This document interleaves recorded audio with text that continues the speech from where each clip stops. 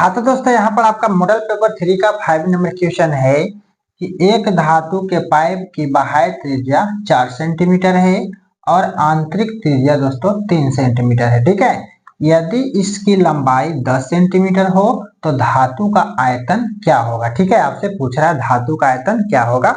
तो दोस्तों यहाँ पर सबसे पहले ध्यान दीजिए कि एक धातु के जो पाइप है तो पाइप कैसा होगा दोस्तों, इस तरीका से होगा, है ना, ऐसे करके होगा, इस तरीका से बेलनाकार के रूप में होता है ना। तो इस तरीका से दोस्तों क्या होगा, एक धातु जो होगा पाइप का इस तरीका से होगा। ठीक है, अब इसके में दोस्तों एक है आंतरिक त्रिज्या, एक बाह्य त्रिज्या की बात हो रही है। ठीक है, तो आंतरिक त्रिज्या और बाह्य त्रिज्या, तो बाह्य त्रिज्या दोस्तों जो है ना हम इसको मान लेते हैं बड़ा वाला को। ठीक है, बाह्य त्रिज्या बड़ा वाला को मान लेते हैं 4 सेंटीमीटर और इसके आंतरिक त्रिज्या दोस्तों अंदर वाला को, उसको छोटा वाला को 3 सेंटीमीटर मान लेते हैं। ठीक है, तो यहाँ पर दोस्तों देखा जाए आपको बनाने के हिसाब से तो आपको लिख लेना होगा बाह्य त्रिज्या।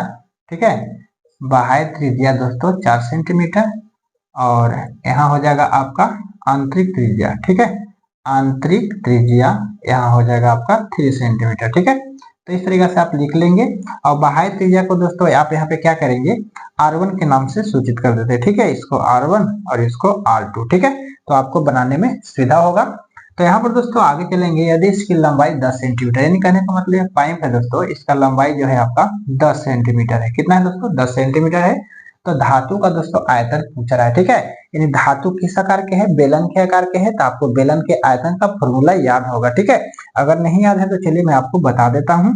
यहाँ पर दोस्तों आपको लिखना होगा धातु का आयतन। ठीक है, तो हमने आपको अभी क्या बताया कि धातु का आयतन जो पूछ रहा है, तो यहाँ पे धातु किस आकार के है, बेलनाकार का है। ठीक है, तो हम लगा देंगे फॉर्मूला, बेलन का आयतन बराबर होता है पाई आर स्क्वायर एच। ठीक है, तो यहाँ पर दोस्तों हम पाई आर स्क्वायर एच जो है ना बाह्य त्रिज्या वाला को ले लेते हैं। ठीक है, तो हो जाएगा पाई R1 के स्क्वायर इन एच हो जाएगा। ठीक है, और दोस्तों क्या करेंगे, यहाँ पर हम आंतरिक वाला को घटाएंगे। ठीक है, तो माइनस में फिर लिखेंगे पाई आर स्क्वायर एच यानी कि पाई R2 के स्क्वायर एच। ठीक है, यानी कहने का मतलब हो दोस्तों कि पाई R1 जो हो गया आपका बाह्य त्रिज्या हो गया। ठीक है, और R2 जो हो गया आपका आंतरिक त्रिज्या हो गया। ठीक है, तो इस तरीके से क्या करेंगे, बाह्य त्रिज्या में से आंतरिक त्रिज्या को घटाएंगे। ठीक है, तो यहाँ पर दोस्तों देखा जाए तो पाई एच दोनों में कॉमन हो जाएगा। ठीक है, तो यहाँ पर क्या करते हैं, पाई एच को बाहर कर लेते हैं और R1 के स्क्वायर और माइनस R2 के स्क्वायर कर देते हैं। ठीक है,